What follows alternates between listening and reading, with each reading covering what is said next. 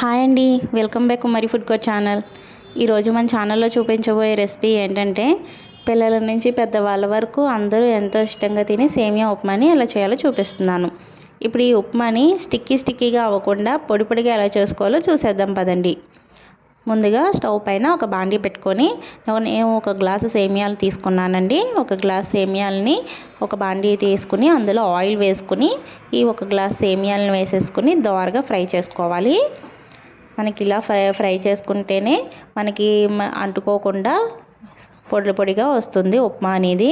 ఇలా దోరగా ఫ్రై అయిపోయిన తర్వాత వీటన్నిటిని ఒక ప్లేట్లోకి తీసేసుకుని పక్కన పెట్టుకోవాలి. ఇప్పుడు అదే బండిలో మనకి సరిపడా ఆయిల్ వేసుకుని అందులో పోపు దినుసులు ఒకదాని తర్వాత ఒకటి వేసుకోవాలి.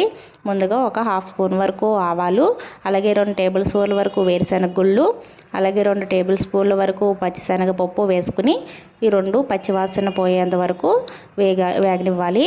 అలాగే 1 టీ స్పూన్ వరకు జీడిపప్పులు, అలాగే 1 టేబుల్ స్పూన్ మినపప్పు, అలాగే హాఫ్ టేబుల్ స్పూన్ జీలకర్ర కూడా వేసేసుకుని మనం ఈ పోపులన్నీ బాగా ఫ్రై చేసుకోవాలి.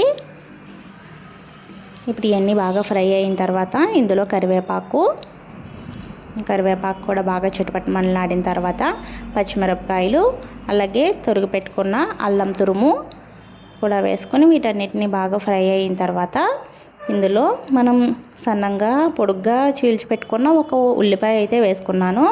అలాగే ఒక క్యారెట్, చిన్న సైజు క్యారెట్ అయితే చిన్న ముక్కల కింద కట్ చేసుకుని వేసుకున్నాను. ఇప్పుడు వీటన్నిటిని ఉల్లిపాయలు, క్యారెట్ బాగా ఫ్రై అయ్యేంత వరకు ఫ్రై అయిన తర్వాత వేగిన తర్వాత మనం ఒక టమాటాని, చిన్న సైజు టమాటాని చిన్న ముక్కల కింద కట్ చేసుకుని దాన్ని కూడా వేసుకుని బాగా ఫ్రై చేసుకున్న తర్వాత మనం ఒక గ్లాస్ సేమియాలు తీసుకున్నాం కదా, ఒక గ్లాస్ సేమియాలకి 1.5 గ్లాసు వాటర్ వేసుకోవాలి.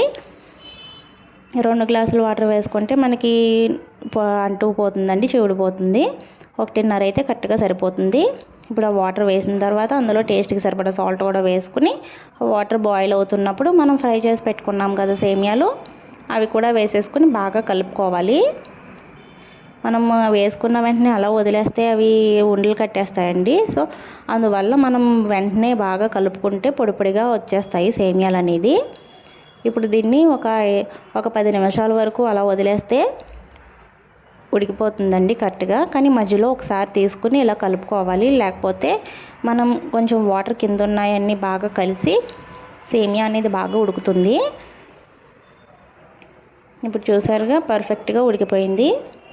ఇప్పుడు ఇలా ఉడికిన దాన్ని కొంచెం కింద నుంచి పై దాకా బాగా కలుపుకుంటే మనకి అందులో ఉన్న ఉప్పు, పోపులు అన్నీ బాగా మిక్స్ అయ్యి ఉప్పు అనేది బాగా టేస్టీగా ఉంటుందండి. చూసారుగా ఎంత పొడిలాడుతూ వచ్చిందో, ఎక్కడ సేమియా అనేది అతుక్కోలేదండి, చాలా పొడిగా వచ్చింది. ఇప్పుడు దీనిపైన కొత్తిమీర వేసుకుని గార్నిష్ చేసుకుంటే మనకి అందరూ ఎంతో ఇష్టంగా తినే సేమియా ఉప్మా అయితే రెడీ అయిపోతుందండి.